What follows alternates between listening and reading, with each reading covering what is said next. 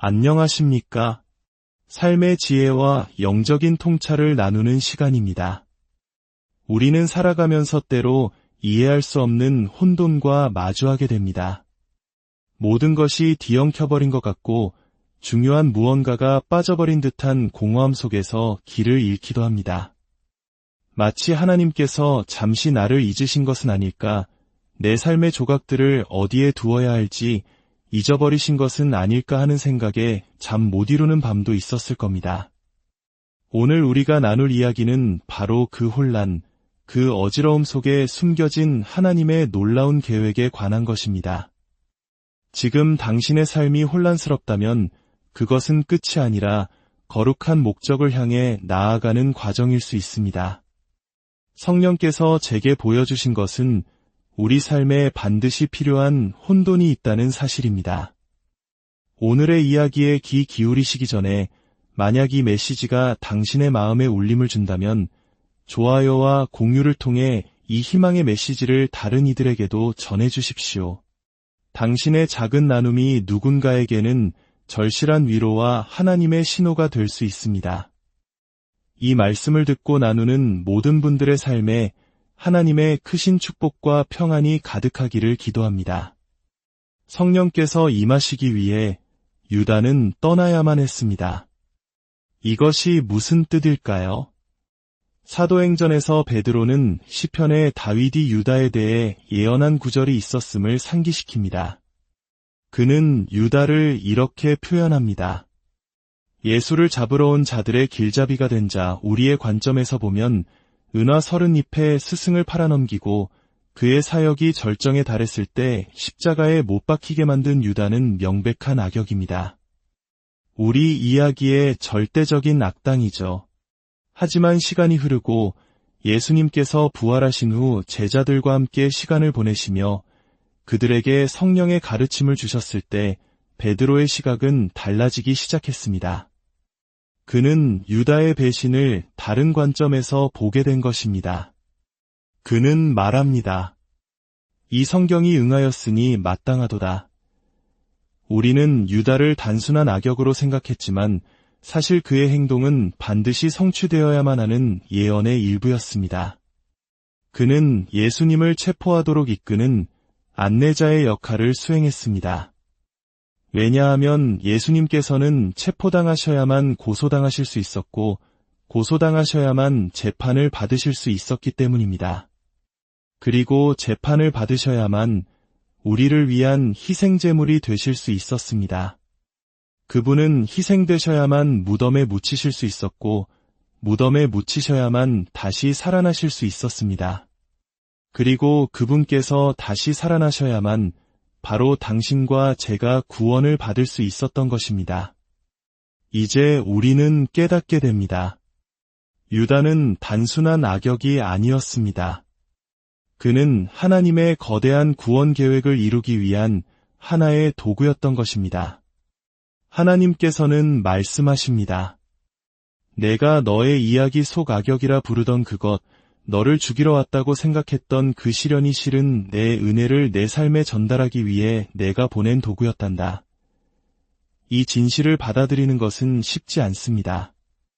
우리에겐 유다가 악역으로 남아 있어야만 마음이 편하기 때문입니다.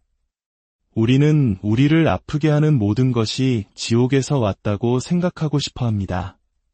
하지만 때로는 우리를 아프게 했던 것들이 우리를 겸손하게 만들고 더 깊은 믿음으로 이끌기도 합니다. 시편의 다윗은 고백했습니다. 고난당한 것이 내게 유익이라 고통이 나를 낮추었고 하나님께서는 겸손한 자를 때가 되면 높이신다고 약속하셨습니다. 그러니 기억하십시오. 당신의 삶은 한 편의 짧은 영화로 끝나는 것이 아니라 계속 이어지는 시리즈의 한 에피소드일 뿐입니다. 당신은 지금이 이야기의 끝이라고 생각할지 모르지만 그렇지 않습니다. 하나님께서는 다음 장을 준비하고 계십니다. 당신의 삶은 다음 페이지가 너무나 궁금해서 잠 못 들게 하는 한 권의 책과 같습니다. 지금 이 순간에도 당신이 겪은 그 모든 고통과 시련 후에도 계속 나아갈 것인지 지켜보는 사람들이 있습니다. 당신의 자녀들이, 당신의 손주들이 이 이야기의 다음 장이 어떻게 펼쳐질지 숨죽여 기다리고 있습니다. 당신은 과거의 상처 속에 머물 것입니까? 아니면 당신을 구원하신 하나님의 성령을 의지하여 다시 일어설 것입니까? 이것은 동화가 아닙니다. 제 삶에서 직접 목격한 현실입니다. 저는 숨을 거두는 마지막 순간까지 하나님을 찬양하며 눈을 감는 사람들을 보았고 그들의 이야기는 죽음으로도 끝나지 않았습니다. 몇 해 전 한 서점에서 비앙카라는 여성을 만났던 일이 생각납니다. 그녀는 그날 아침 몇 주 만에 처음으로 집을 나서며 이렇게 기도했다고 합니다.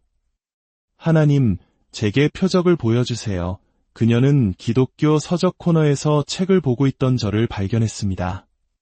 솔직히 말하면 저는 누군가를 위해 기도하거나 무언가를 배우러 그곳에 간 것이 아니었습니다. 제 책이 서점에 잘 진열되어 있는지 확인하러 간 것이었죠. 그녀가 제게 다가와 말했습니다. 혹시 목사님 아니세요? 정말 죄송하지만 제가 지금 보는 게 믿기지가 않네요. 지난 몇 년간 정말 힘든 시간을 보냈어요. 하나님을 거의 포기할 뻔했죠. 오늘 집을 나서면서 결심했어요.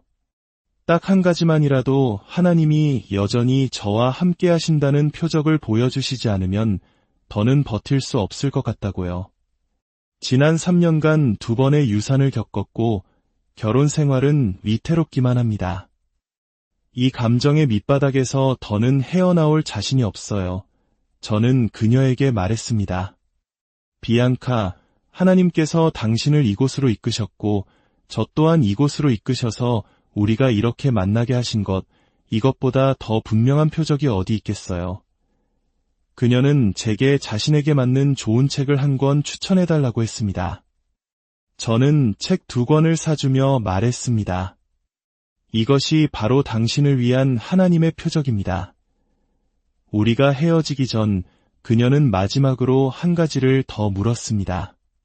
하나님께서 아직 저를 포기하지 않으셨다는 믿음을 가질 수 있도록 제게 해주실 말씀이 있으신가요? 무슨 말을 해야 할지 막막했습니다.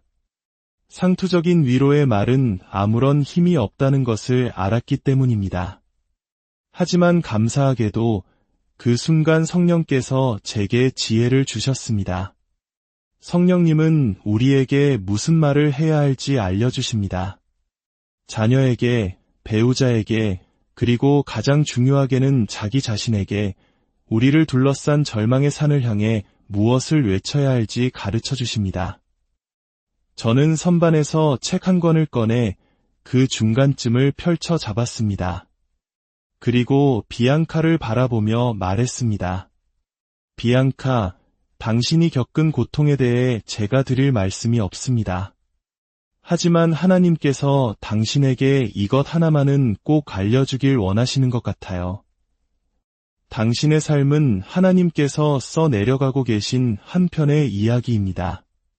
그리고 당신은 이제 겨우 이만큼 온 것뿐이에요. 그렇습니다. 당신의 이야기는 이제 겨우 시작되었을 뿐입니다. 사탄은 지금 당신이 마주한 이 절망적인 장면이 이야기의 전부라고 속삭이지만 그것은 거짓입니다. 하나님께서는 이제 막 시작하셨을 뿐입니다. 사도행전 1장은 이렇게 시작합니다. 내가 먼저 쓴 글에는 무릇 예수께서 행하시며 가르치시기를 시작하심부터 예수님께서는 이제 막 시작하셨고 그분의 이야기는 성령을 통해 오늘날 우리 삶 속에서 계속되고 있습니다. 성령이 당신에게 임하시면 당신은 권능을 받게 될 것입니다. 성령이 오시면 그가 당신을 모든 진리 가운데로 인도하실 것입니다. 성령이 오시면 당신은 수치심에 앉아있던 자리에서 당당히 일어서게 될 것입니다. 성령은 우리를 위로하시는 분이며 우리를 바로잡아 주시는 분이며 그리고 무엇보다도 우리 삶의 다음 페이지를 넘겨주시는 페이지 터너이십니다. 만약 당신의 삶이 하나님께서 쓰시는 이야기라면 마치 베드로의 삶이 그러했듯이 당신은 지금의 관점으로 모든 것을 판단해서는 안 됩니다. 당신은 유다를 악역이라 부르고 마음의 상처를 저주라고 부를지 모릅니다. 그래서 이 책을 덮고 과거로 돌아가고 싶은 유혹을 받을지도 모릅니다. 하지만 하나님의 영, 성령께서는 우리를 실패의 자리에 머물게 두지 않으시고 새로운 시작의 장으로 이끄시는 페이지 터너이십니다. 베드로와 유다, 두 사람 모두 예수님을 실망시켰습니다. 하지만 그들의 운명을 가른 것은 그들의 실수가 아니었습니다. 베드로는 자신의 실패가 이야기의 끝이 아님을 알았던 페이지 터너였습니다. 그는 하나님, 그런 일이 있었습니다. 하지만 이제 성령이여, 다음은 무엇입니까? 라고 물었던 사람입니다. 이번 한 주, 시간을 내어 성령과 함께 앉아보십시오. 거창한 방법이 필요한 것이 아닙니다. 성경을 펴고 오늘 우리가 나눈 사도행전 한 장을 읽으며 이렇게 기도해 보십시오. 성령님, 제게 말씀하여 주시옵소서. 제 삶을 향한 하나님의 관점을 보여주세요. 저의 눈으로 보니 온통 절망뿐입니다. 하지만 하나님의 눈으로 보길 원합니다. 베드로는 과거 모닥불 옆에서 예수님을 부인했던 그 실패의 자리에서 일어나 제자들 가운데 서서 담대히 외쳤습니다. 기록되었으되 그의 다음 행동을 결정한 것은 바로 기록된 말씀이었습니다. 그는 시편 69편 25절을 인용합니다. 그의 거처를 황폐하게 하시며 그의 장막에 사는 자가 없게 하소서.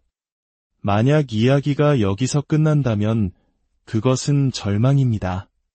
유다의 빈자리는 채워지지 않고 우리는 앞으로 나아갈 수 없습니다. 하지만 베드로는 여기서 멈추지 않았습니다. 그에게는 그리고라는 희망의 접속사가 있었습니다. 그는 시편 109편 8절 말씀을 이어서 선포합니다. 그의 직분을 타인이 빼앗게 하시며 저는 오늘 당신의 삶의 타인, 즉 또 다른 기회를 예언합니다. 또 다른 장, 또 다른 승리, 또 다른 간증이 당신을 기다리고 있습니다. 비어버린 그 자리에 하나님께서 새로운 것으로 채우실 것입니다. 이것이 바로 성령께서 주시는 지혜입니다. 성령의 도우심이 없다면 우리는 유다를 영원한 악역으로만 볼 것입니다. 우리를 거절했던 사람을 저주로 여기겠지만 사실 그것은 하나님께서 주실 더 좋은 것을 위한 공간을 만드는 축복이었음을 깨닫지 못할 것입니다. 우리는 문제가 영원하고 믿음은 일시적이라고 착각할 것입니다. 성령님은 우리 이야기의 작가이십니다. 당신이 마침표를 찍으려는 곳에 하나님은 쉼표를 찍으시고 당신이 엉망진창이라서 아무것도 할 수 없다고 말할 때 하나님은 바로 그곳에서 당신의 사역을 시작하십니다. 사탄은 거짓말쟁이이며 성령은 진리이십니다. 주님, 이 방송을 듣는 모든 영혼들 위해 함께하여 주시옵소서. 지금 겪고 있는 혼돈 속에서 절망하는 대신 모든 것을 합력하여 선을 이루시는 하나님의 손길을 보게 하소서.